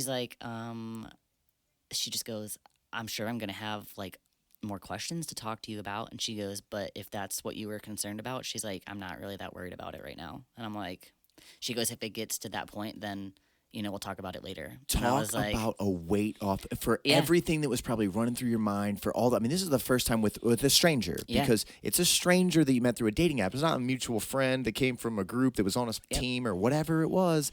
A stranger got to see you in your new light and say, I accept that. That doesn't bother me at all. We can still continue to hang out, see if we still have something together. Yeah. That was an amazing moment, wasn't it? Yeah, it felt good. And I mean, it was nice to know that, like, I guess I didn't like run her away screaming, you know what I mean? Because I think that's like what everybody's worst fear is when they tell them about something like that, is that they're just gonna like, oh, we were having a good time, we liked each other, and then I told them that I transitioned. Oh, well, now they don't want to. Now they don't want to be associated with me. But that didn't happen, and so like, it was just a huge relief off of my. Now, what shoulders. timeline are we talking about here? Like, what year does this take place with Kathleen? This was in 2017, I think. And you're still together today. Now we're married. 5 years and you're married. Yep. From that first Tinder date, Yeah. sitting down, discussing for 5 hours, not knowing you had the woman cheat code brain. Yeah. That's amazing. So now you're married together. When did you know she's the one? Oh gosh, I don't know. That's a tough question. I know. And we actually talk about it all the time because we can't figure it out either. But because I think we both feel like weird about it, the fact that we like knew very early on. So we had gone on a random trip. Like, we barely knew each other. Like, we had probably been on a couple dates, and then we're like, yeah, we're going to go on this road trip together. And I took her back to Baltimore because I had lived in Baltimore very, very briefly. And I was like, let's just go on a trip. Baltimore's super cool. Let's go for a weekend. And actually, she was the one kind of trying to convince me to go because I think I was still, like, wishy-washy because I was the whole ex thing. Like, you're still not ready for that relationship. And I think that's also why I was still kind of afraid to tell her about everything, because I kept telling her I'm not ready for a relationship. But we, kept talking, and I was very open, and, we were very good at communicating that aspect. And I think on that trip, I was like, dang it. I'm like, I love this girl. And I'm like, I shouldn't love her because I barely know her. But, like, it was very strange. It was just, like, an instant connection. It was, we kind of, I don't want to say joke about it, but, like, I think in part of her wedding vows to me, we're talking about potentially meeting me in a past life, and that we like refound each other. And I know that sounds super corny and whatever, but like, it's kind of like a true feeling. Like, I've never felt like more content and such a comfort around her. And she's told me the same, and it's just a very strange connection that we have. I would say most people know exactly what you're describing, though, where some people's energy, you just feel welcome. You feel light. You feel like you can be yourself to the fullest without pressure or judgment. And that is like energy worth seeking out in life. It sounds like that's what you found with Kathleen. Yeah. You found your, whatever we want to classify it as, whether you're religious or not, your spirit, soul, whatever we are. Yeah. It likes certain people. It likes certain energies. And when you find those energies, you should cherish them and you should work for them and fight for them. You know what I mean? Yeah. Because those things invigorate life. Mm-hmm. They bring so much positive emotion. They bring out the best in ourselves. They allow us to look at our vulnerabilities and our shortcomings and our problems in a healthy way. Yeah. Saying like, hey, I want to be even better for myself and this person. Whereas usually, back to like that Disney movie, you try to hide the things that you're afraid of for other people finding out, because it's like, well, what if they don't accept me now? Yeah. That energy can help unlock who we are to the fullest, right? I think you just kind of take that jump sometimes, the leap of faith, like, okay, if it's going to work out, it's going to work. Like, I don't know, positive affirmations, kind of thing. But no, 100, man, I listen to motivational speaking all the time. I read quotes all the time. I am like, my girlfriend my fiance would say I'm such a nerd about like, I love positive reinforcement. Yeah. I love that stuff matters. Yeah, people that don't think it matters are the people that haven't yet seen how much it will impact your life. Right. If you restructure this thing to be healthy and positive and look for the good within yourself and in others, and understand life from a little bit of a grace perspective. You know what I mean? Being able to look back at even assholes. Like, I talk about this kind of regularly on the podcast. Even an asshole, I don't really get too bothered by them anymore because I just see a broken person. Right. I see it's like, if you're 35 years old and you're still an asshole, I actually feel bad that you've gotten a 35 without finding something in life that builds you up enough that you realize that, like, It feels better to be happy, and it feels better to treat other people the way you want to be treated. If you got to 35 and you haven't figured that out, that sucks. Right. I feel bad for you. 100%. You know what I mean? Like, if you look at a label on somebody, like if someone, because I'm going to post, hey, I had an amazing podcast today with Landon Foley, a transgender male who found happiness in life. If you look at that and go, oh my God, man, you're the problem. Right. Because we're having a great conversation, and happiness should be all of our goals. Right. So you and Kathleen start dating in 2017. You ask her to marry you about what timeline? Gosh, I gotta think. I know it was March 10th. I want to say it was like 2019. Because we were supposed to get married. So we were actually Move up a little bit. I'm not going to be able to. Sorry. We got engaged in 2019, I think, if I recall correctly. So 2 years. Yeah. Got it. 2 years in, right after you get your engaged to get married, pandemic hits next year. Yeah. Shakes the whole world up, Yeah. takes the snow globe and shakes it up on all of us. Yeah. I want to talk a little bit about what in the world that is like, because what I'm hearing in your story is pieces have been moved all over. You've had this career. Maybe I go this way. Maybe I go military. I do this. You find some stability now. You find a human being that you connect with deeply. You're going to be getting married. You're really starting to create your story to the fullest. You're like, man, life is coming together beautifully. And then COVID-19 is like, everything. He's like, hey, bitch, bang, and smacks us all across the face, right? It looked like Will Smith. That's literally what it was. That is. Woo, Yeah. You know what that was? Will Smith did not smack Chris Rock because of the joke that Chris Rock said. Will Smith has unfortunately been the blunt of a brutal society. The blunt end of a joke from a brutal society since the thing went down with Jada. Right. Where the internet is so goddamn vicious. Oh my gosh, People it's are awful. so venomous.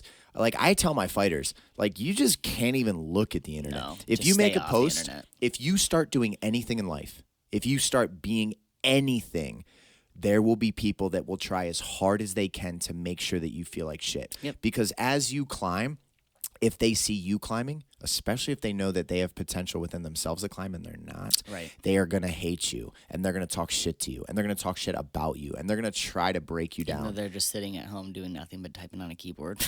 All of my most successful friends, the people that are crushing it in this world, are happy people that want to see other people happy. Right. So, like, you just can't worry about those No. people at all. Just let them go. Yeah. Let them say whatever they want. And just understand that their words are a reflection of who they are in this world, and nothing to do with you. Yeah, 100%. No matter what hatred they say about you or about me Yeah. or James is this, that is a reflection of them. Yeah. So 2020 comes along. Yep. What are you doing for a job at that point?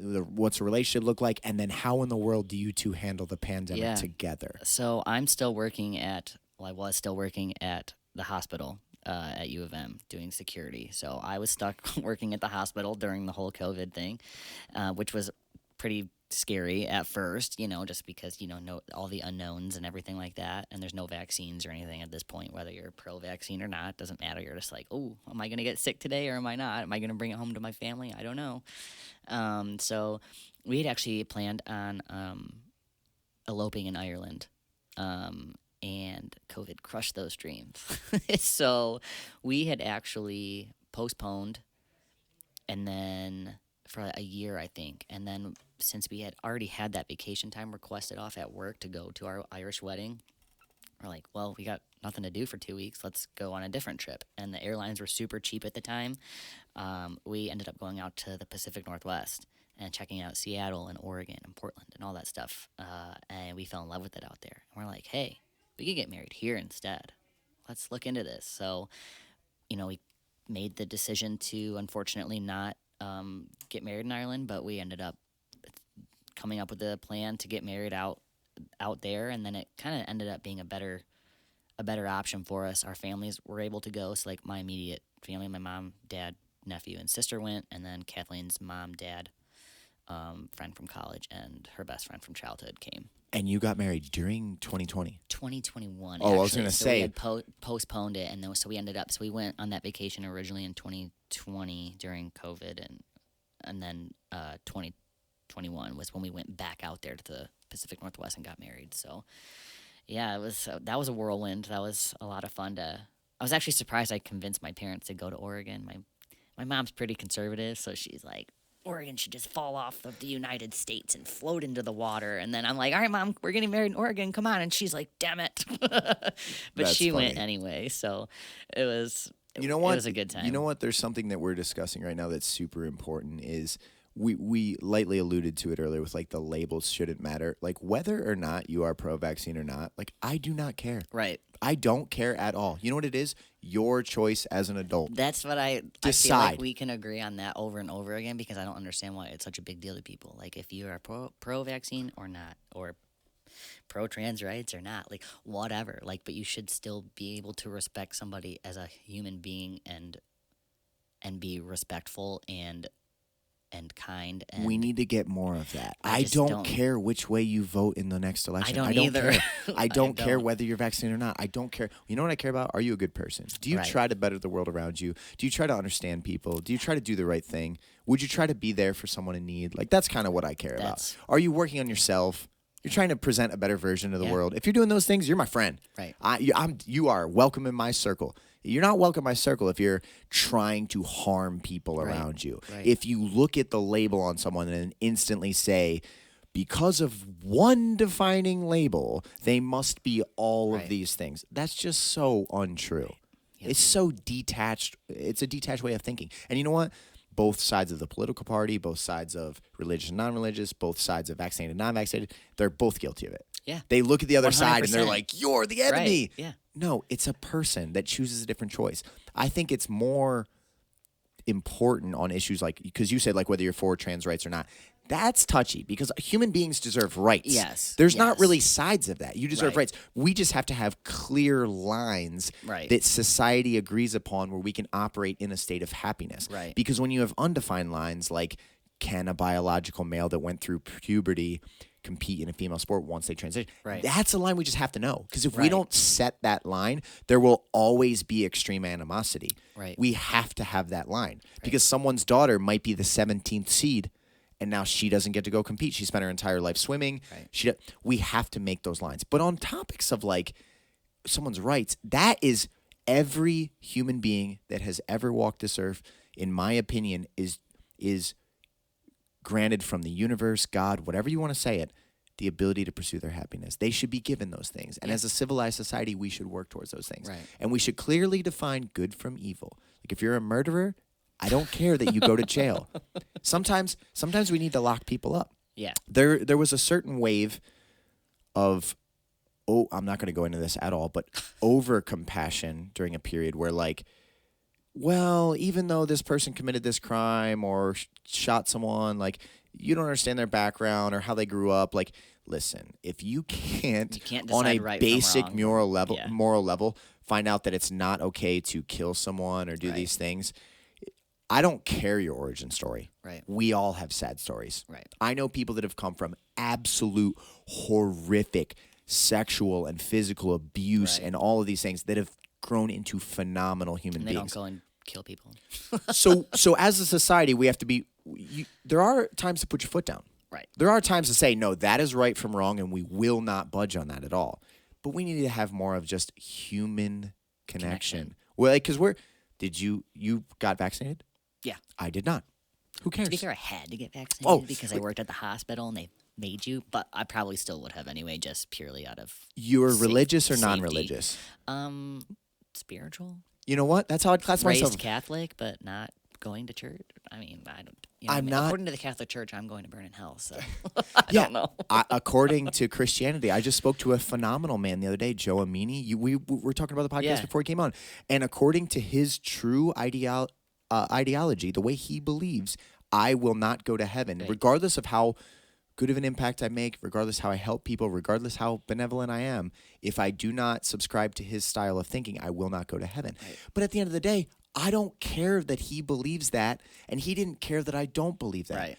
We were people that sat down and had a connection. Right. And honestly, I'm going to meet him for coffee next week. I like the guy. He's awesome. He brings great energy.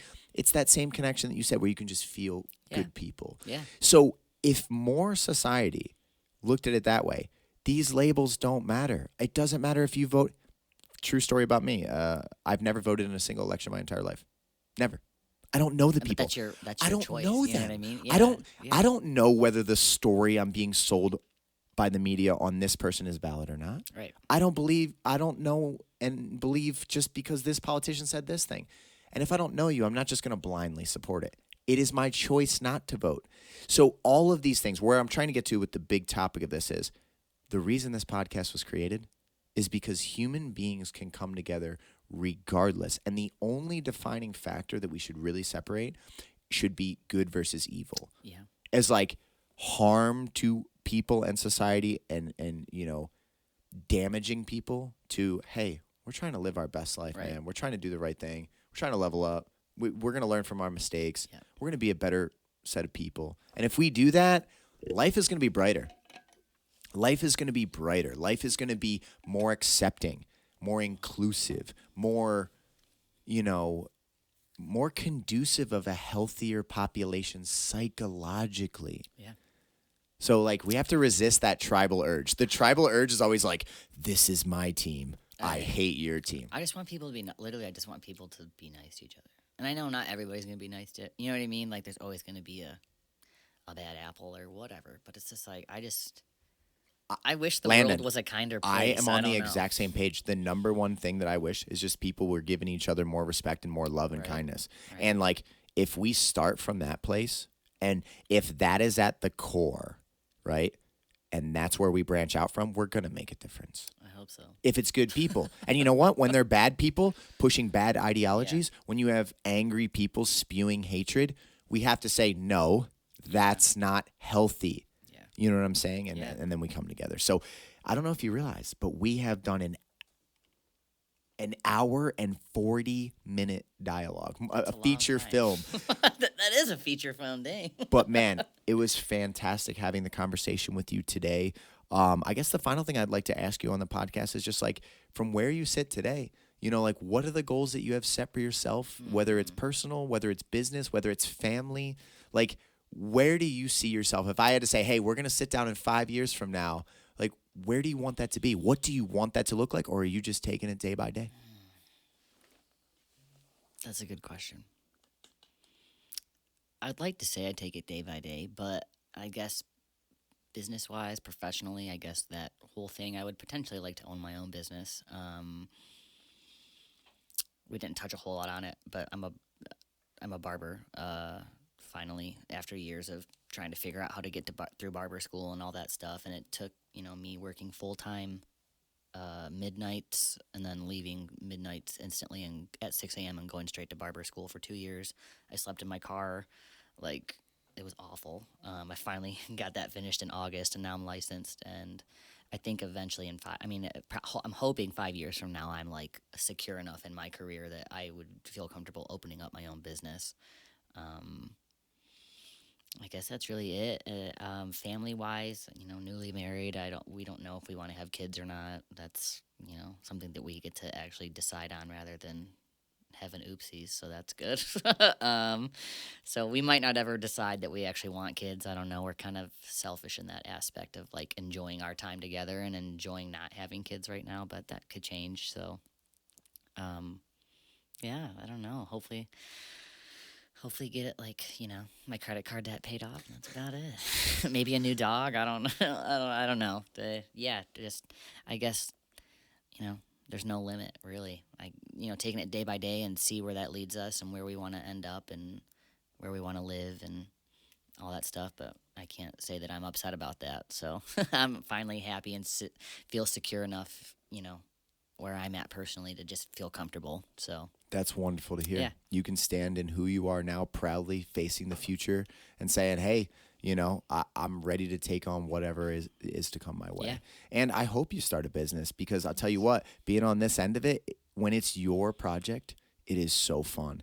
It is like you get to pull the strings. Your hard work and effort pays off. You can set the culture. You can set the environment. You can design what the studio looks like. You can take charge and learn how to operate the business. Then you can scale it. You could find other people that match your energy and bring them into a place and give them opportunity. And starting a business is not that hard. A lot of the time, we're not taught how to do it, Right. but it's incredibly simple. It's not that hard. And it's almost in a way like having a dog, or like I had an analogy taught to me years ago before I had started my first business by a very successful businessman in the community. he's like, you have to treat it like it's a little monster. And I was like, what do you mean? He's like, every single day, if you recognize that you have this little monster that needs to be fed, it needs attention, it needs to make sure that it doesn't damage anything, you need to watch its reputation, you need to treat it like it's a living entity. And if you do that and you look at your dream as like a living entity, and how do I bring that to life? Well, does it have a logo? Does it have a slogan? What does it stand for? Right. Why do people want to be a part of it?